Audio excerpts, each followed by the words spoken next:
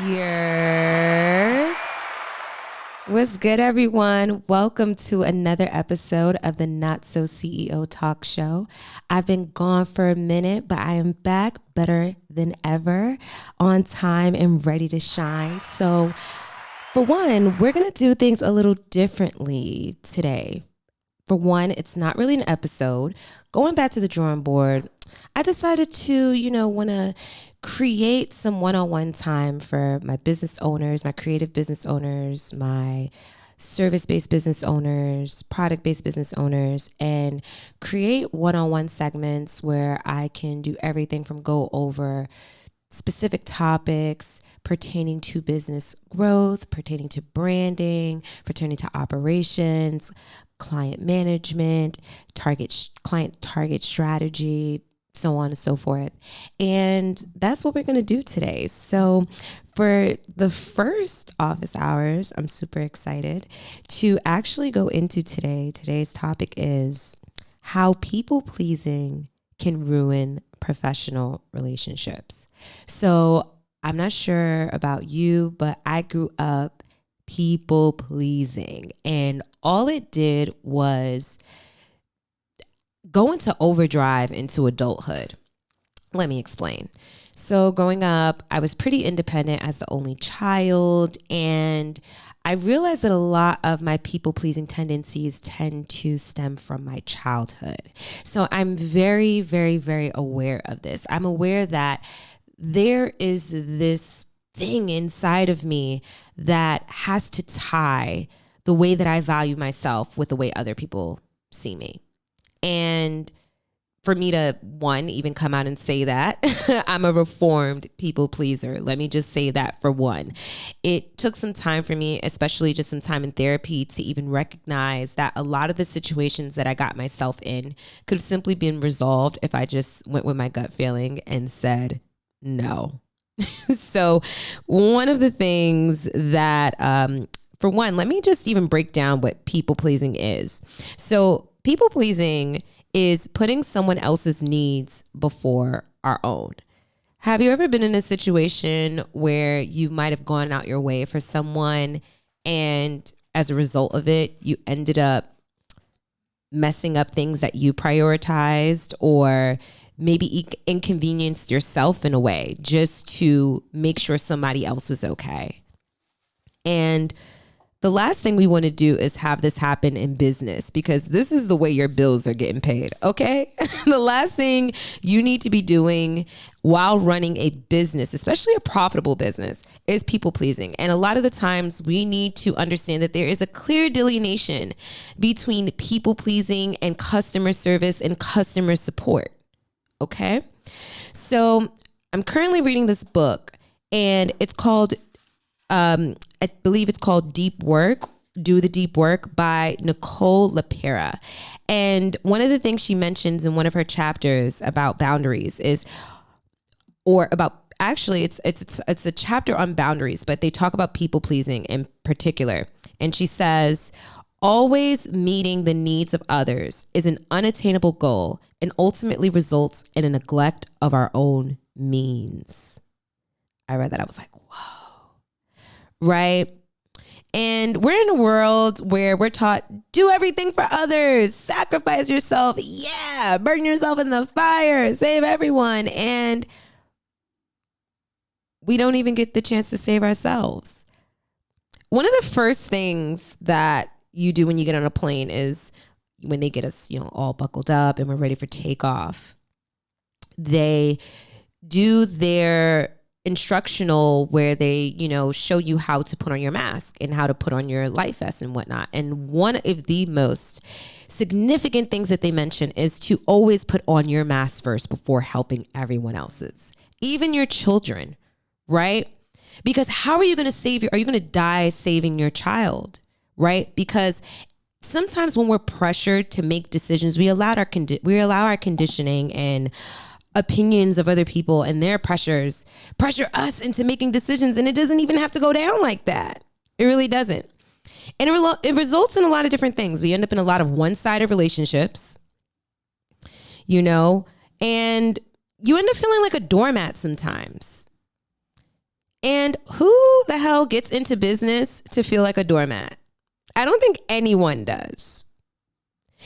And one of the most interesting things that Nicola Pera mentioned in her book is that there's different type of boundaries, right? So she mentioned that resource boundaries, that happens when we are too free with our resources, when we're always on call for people, AKA like the generous person. So the can do it person, the fixer person, the person that is always going to solve my problems for me. When you are in service of people, you sometimes can be that superhero or that super person. You are a resource. You are a well of resources, actually. And sometimes we might confuse our role in our business with being Captain Save a Client. And oftentimes we think that we're doing the right thing by sacrificing ourselves and sacrificing our time and sacrificing our priorities. But in the end, all it does is just breathe this sense of resentment, because you're looking back on it like, dang, why haven't I been able to accomplish some of my goals? And it's like, it's because you were spending too much time trying to help everyone else, with theirs. And I remember when I was younger, let me stop saying like I was younger. This is like maybe 5 years ago. I'm fretting. My mom had like a real conversation with me. So my mom, she is a Sag, and her truth is like, it's going to sting you. So don't ask for the truth. If you want it from a Sag and you want it to sound pretty and nice, but my Sag moon, makes me love my mama and her wisdom. I remember one time I was in a relationship or a situationship at the time, and she said, Brittany, you know what your problem is that you spend your time trying to solve everyone else's problems, and instead you keep avoiding your own. And when she said that, I was like, I was like crying. She was like, you're too busy trying to solve everyone else's problems instead of solving your own. And I was like, damn, it dawned on me that I got this sense of like achievement or fulfillment by showing up for people. But really in the end of it, was I showing up for myself? How can I tie my self-worth to the way that I show up for others? How can I now begin to show up for myself? How can I start to tie my self-worth to how I choose to show up for myself? So when we have this savior attitude or this savior complex of wanting to save everyone, you end up putting yourself in a position to drown.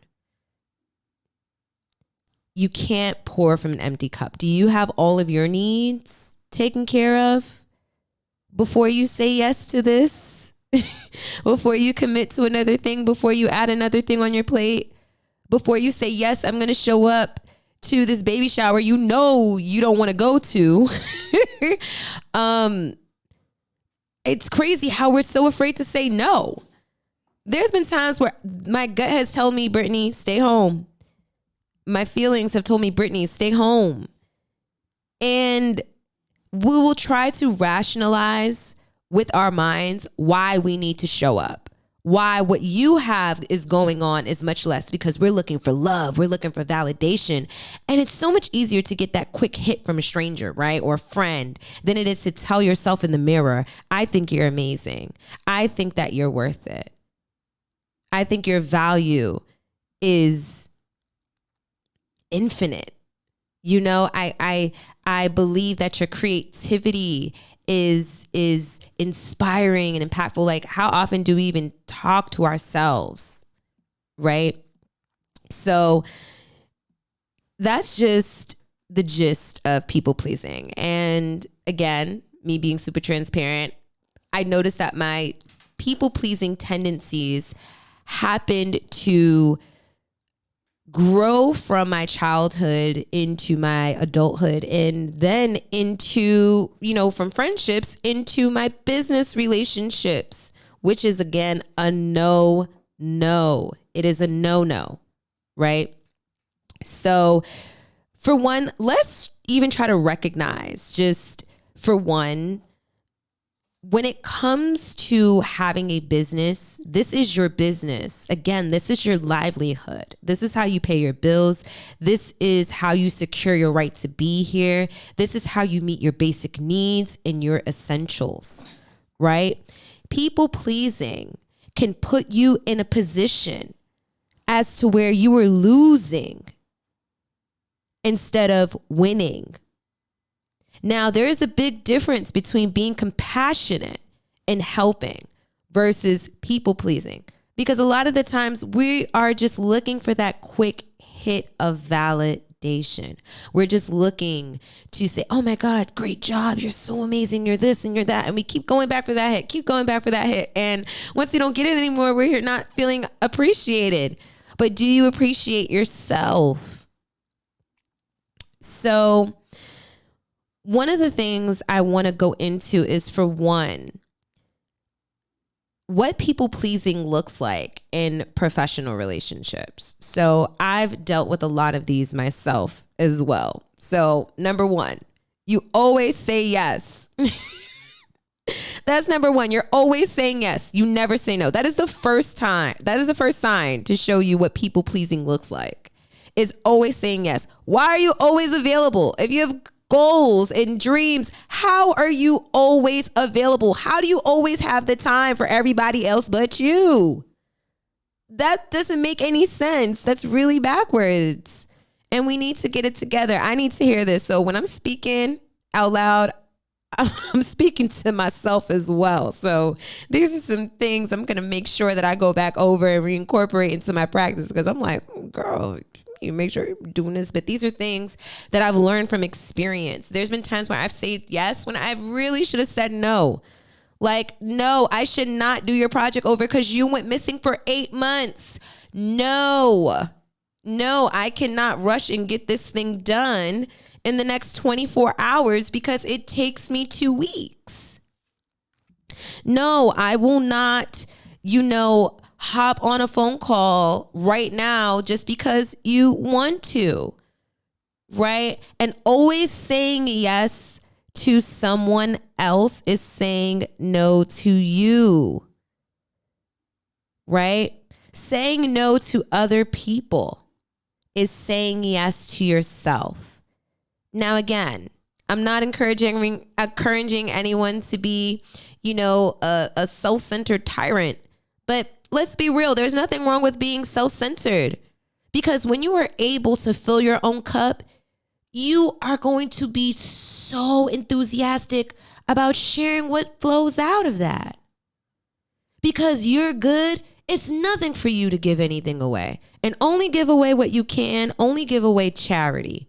If you don't have the energy for charity, or the space, or the time or the money to give charity, then don't give it. Don't offer yourself up in that way when you know you have things to take care of.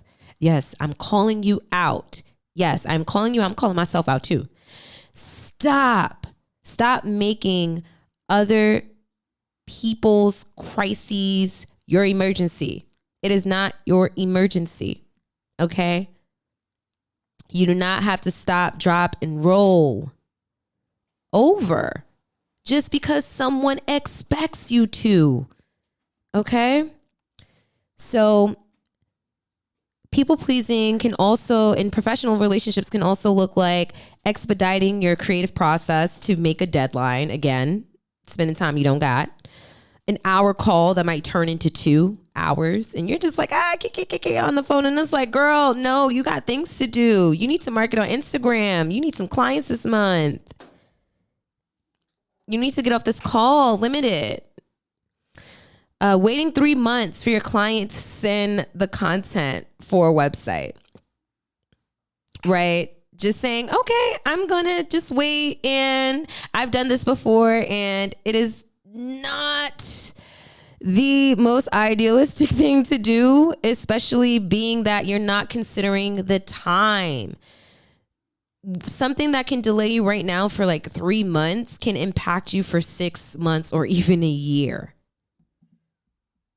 Stop adjusting your time, okay? For people who clearly don't respect yours. But then again, people don't even respect their own time, so you can't even be mad. You can't be mad when people are late on things because it's just like, okay, you don't even respect your own time. So it doesn't even matter. Like, why am I even getting upset about this and getting angry? Okay. Doing extra revisions without being paid or compensated for them. That's people pleasing as well. Why are you not being paid for your work that you're doing and the extra time you're spending on it? Or adding on extra deliverables or concepts without charging. Right? Why are you doing extra work for free? I don't care how much you love it. If you have enough to give, then give it. If you have the capacity to give, then give. But a lot of the times we're giving from a place when we are not fulfilled. Our needs, our basic needs are not fulfilled. Okay? Feeling completely responsible for your client's success, almost like a superhero. Like, oh my God, if I do not make this be the top most amazing post, and if I don't stay up for the next 10 weeks without any sleep, I'm this is going to make or break this project. What? Why do you believe that you are Captain Save a Client? People are only willing to have you do the work that they're willing to do themselves. Okay. So a lot of the time when I even get to the point in like a project or anything like that, and I feel like, oh my gosh, well, I can help them with this and I can be patient. And it's like, what? You are not a superhero. You cannot make up for someone else's lack. Your abundance cannot make up for someone else's lack. Okay. You now are putting yourself in a position as to where you're overexerting yourself. You're overexerting your energy. Okay. Number 8, actually. I don't know. I'm not sure if I even added numbers at this point. Agreeing even when you disagree. This is not how you want things to go down. You don't work on Saturdays and this person got you working on a Saturday. Right? Why are you agreeing to things that you internally disagree to? Stop it. Stop it. Okay? Taking blame. This one, right? Taking blame even when it's not your fault. And over apologizing when it's not necessary. There's been so many times where I've seen myself or other people just want to assume responsibility because we assume that it's the most mature thing to do, when in actuality, it's very detrimental because it almost makes it as if people don't do wrong. And why are you here? I remember my cousin one time said, one of your problems is, Brittany, is that you get in the way of other people's karma and you end up getting hit with the short end of the stick, because I would try to interfere like, oh my God, you know what I mean? And you can't always be the blame. You can't always be the person that's taking full accountability for a situation where clearly people have got you fucked up. Stop assuming responsibility where people are clearly wrong. You do not have to do that, okay? So now that I've covered some of the ways of which people pleasing looks like in a professional relationship, I'm going to go over the effects of people pleasing. Resentment. Ooh, you ever heard of Beyonce's resentment? Right. So resentment ultimately looks like when you have like this festering. Someone told me that resentment looks like drinking poison, hoping that the other person is going to die. Someone described resentment to me that way. And when you're constantly doing things for people and you don't want to do it, it almost kills you on the inside. And you start resenting them. You start not wanting to do things for them. You start not wanting to pick up their phone calls and not wanting to talk to them. And why would you want to disconnect? And then it creates this ripple effect where you start feeling like this about everybody. And now you're on heightened alert, and your cortisol is pumping and you're all anxious on thinking everyone is trying to fuck you over, when really and truly you have poor boundaries, baby. We all have gotten to a point where we all had to realize that our lives have to change because I'm not happy. Why is my life conditioned by what everybody else wants me to do and expects of me, and not more of what I want to do and what I expect of me? All right. Burnout. Whew, this is my favorite one because I am still dealing with burnout. Burnout is literally, it's self-explanatory. When those resources run dry, what happens over time when you stop taking care of a garden? There's so many weeds, and then it gets dry and patchy, and then that once green grassy knoll of grass, it goes from vibrancy to just dull and lifeless. You can't even grow flowers anymore. When you're burnt out from people making demands of you, when there are demands for yourself that you can't even meet, burnout is one of those things where you really need to take a step back and reassess what is going on with my life. You don't want burnout to get to the point where you hate what you do. I mean, it might even be too late by the time you get there because there's different phases of burnout. And I will do another episode going in on burnout, but burnout affects you physically, mentally, emotionally, and spiritually. It is a mental health condition. It actually is. When you are pushed beyond limits that waking up and getting ready for the day feels like a chore, and it can lead to depression, but it's typically triggered by stress and anxiety of meeting crazy ass expectations and overworking yourself and overburdening yourself. So again, that task list. Manage that task list. Frustration. That's another effect of people pleasing, where being frustrated, people pleasing, right? So you ever have a situation where you help somebody and you give them specific ways or instructions on how to handle something, and then they do the complete opposite, and then you're like, God damn it, I wasted my time. That is frustration. It's like, why are they not listening to me?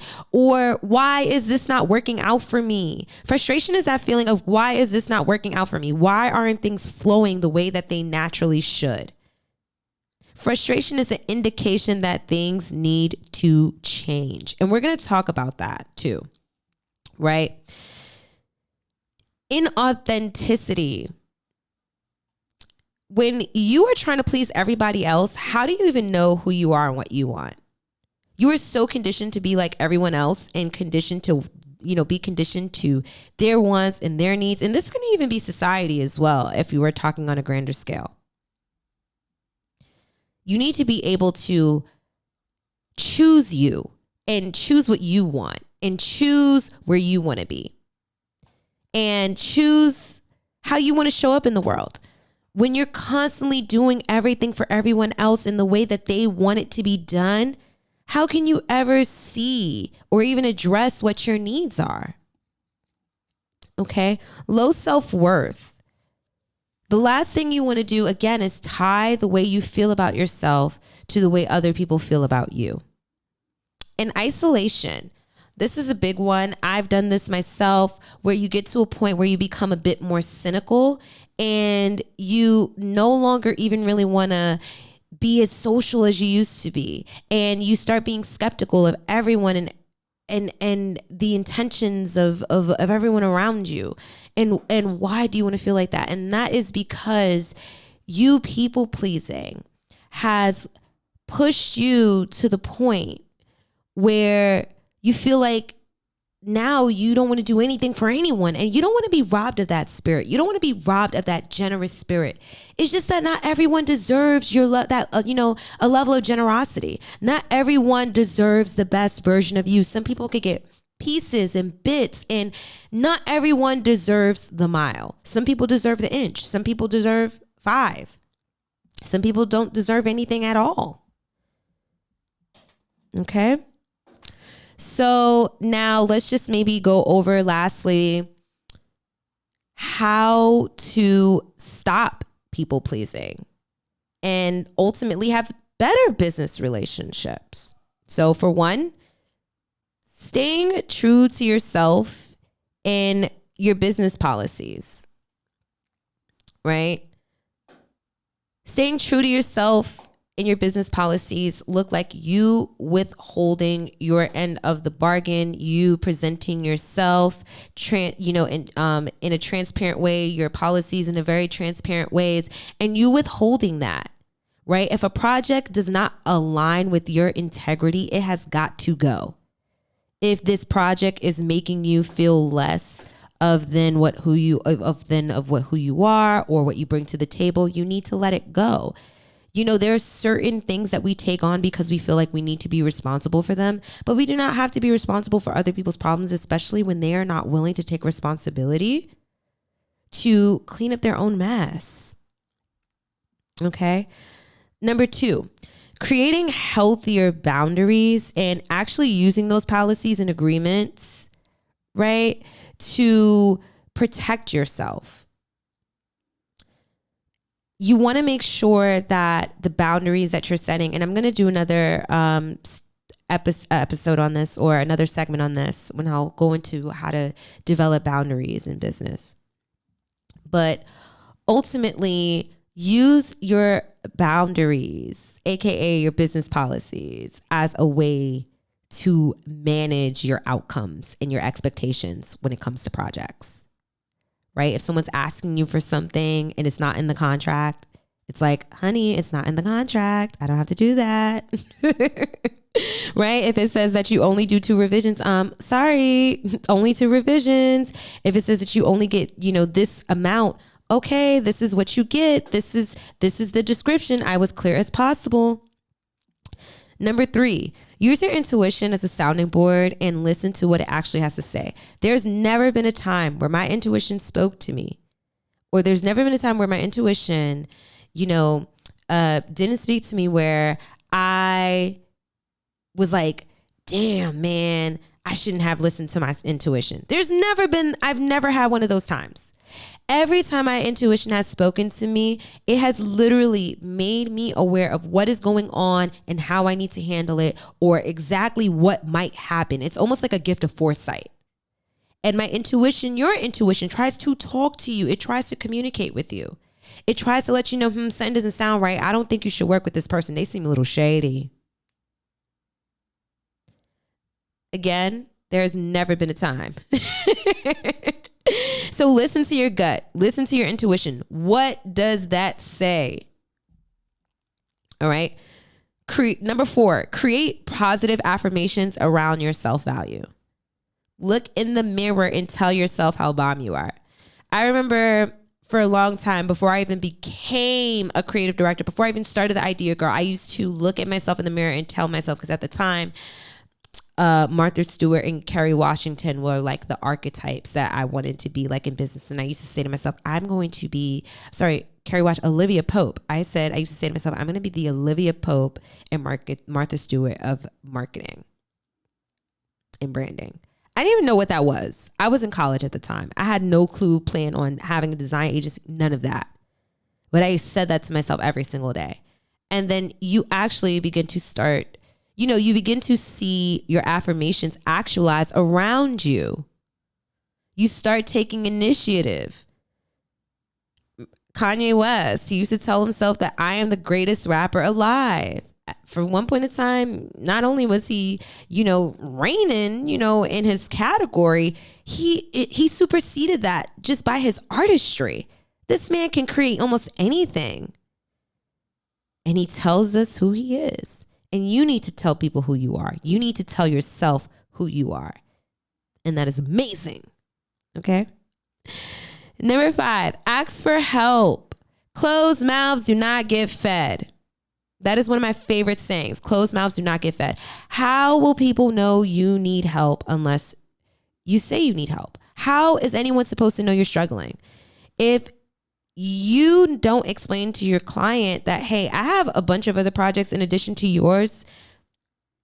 I need your feedback by this time in order for me to stay on track and not having to cancel your project, you need to let them know that. Let them know that I need your cooperation. Maybe it's also even just being able to delegate properly. Sometimes you don't need to take everything on. Do you have a teammate? Do you have an admin? Someone that can assist you? I remember one of my friends, love her, Tisha, she works for this company, and I believe in fashion marketing. She's in retail. We went to college together, and they give her I think 2 personal days a month to work with a business of her choosing to help them. And they pay her for the day. And she offered me Brittany, if you ever need some time to clean up your admin, or you need some help, an assistant for the day, my job will pay me for the day and I will work with you. And I'm like, what? But let me tell you something. You need to be able to identify when you need help. Okay. Even if sometimes that just requires cooperation from the other party. Number 6, explaining your boundaries, right?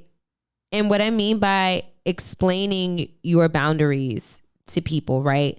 Helping you reaffirm your boundaries can help you remember why you set them in the first place, and almost using them as a principle or guidelines. And these are personal boundaries as well. It doesn't necessarily just have to be business, because again, these things are all holistic and they all work together. Number 7, be assertive with getting your needs met. If we do not know what you need, how will anyone else know what you need, right? If you need your feedback from your content, you need your feedback from your client, right? By a specific time period in order for you to retouch these photography images, say for example, right? Or you are a hairstylist and your client decides to, continue showing up late. You need to be assertive about getting your needs met. Letting them know hey, if you do A, B is going to happen and there is a consequence, but you shouldn't have to suffer from that consequence. Be prepared, right? And be assertive with letting them know what you need. And if they can't meet it, then maybe you guys shouldn't be working together. Okay. Number 8, understanding that no is a final answer. Okay. Say no. You have to start saying no. This is a way you can stop people pleasing right now, by saying no. No is a final answer. And again, remember, saying yes to them is saying no to you. And saying no to them is saying yes to you. Try to remember that. And I'm going to try to remember that. Okay.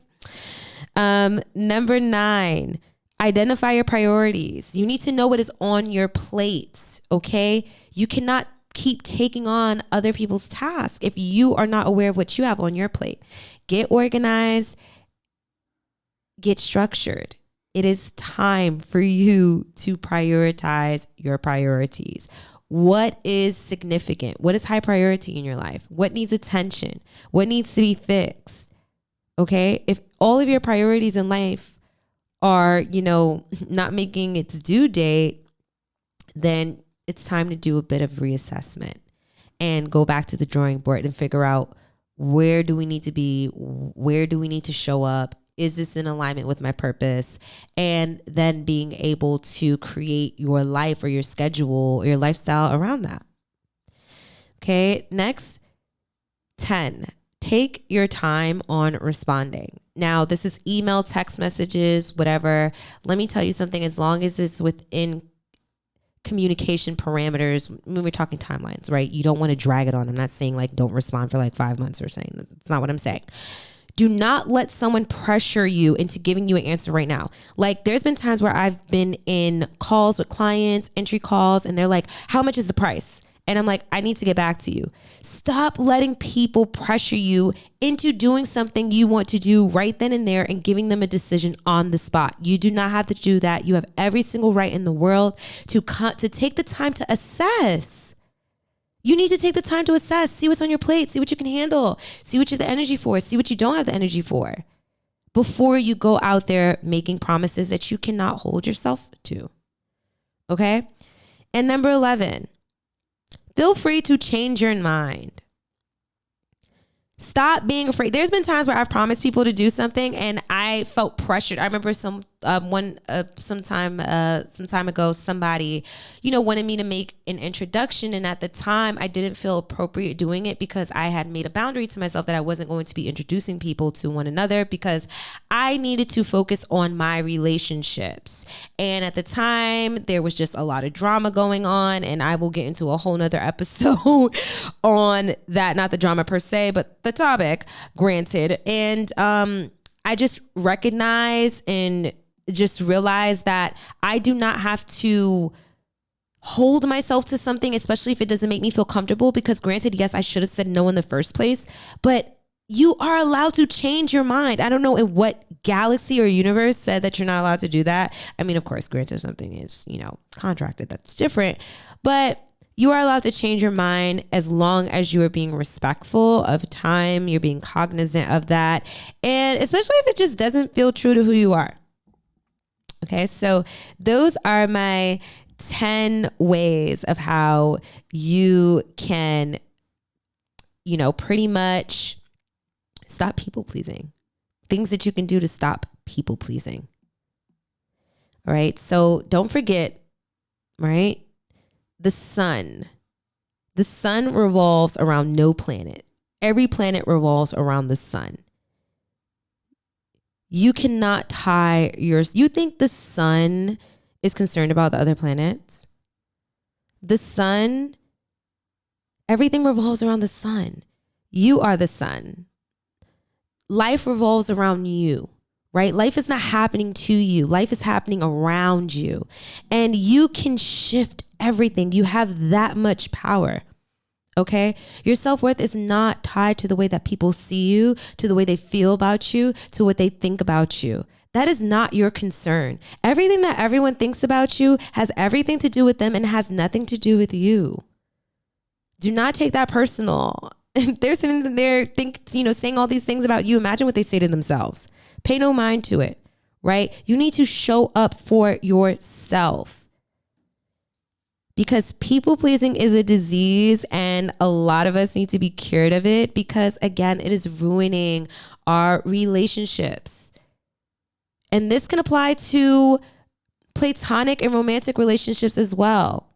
Because in order to show up for everyone else, you need to be able to show up for you first. Remember, you cannot pour from an empty cup. You can only give what has overflown. So I hope that this office hour session gave you everything that you needed. I tried to fit everything in as much as I could. And I hope you stop people pleasing in your business, in your life. And definitely let me know how you guys have experienced being people pleasers, or if you've ever experienced, resentment of some sort from always being there, being a resource boundary. Let me know, as a creative business owner, what are your experiences like with people pleasing?